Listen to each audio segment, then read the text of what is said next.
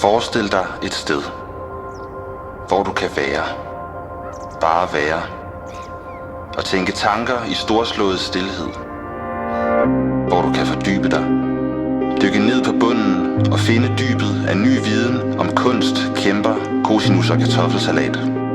Forestil dig et sted, hvor du kan undersøge, bare søge, stille din længsel, hvor du kan stille spørgsmål og finde din egen og andres mening.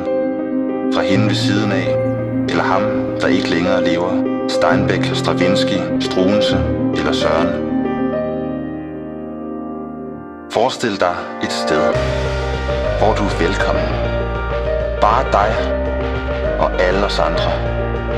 Et sted, hvor du træder ind fra gaden og møder åbne arme, svingdøre og rulletrapper. Et fristed, hvor du bliver til vi. Frit til madpakker, metafysik, modpoler og medborgere. Forestil dig et sted.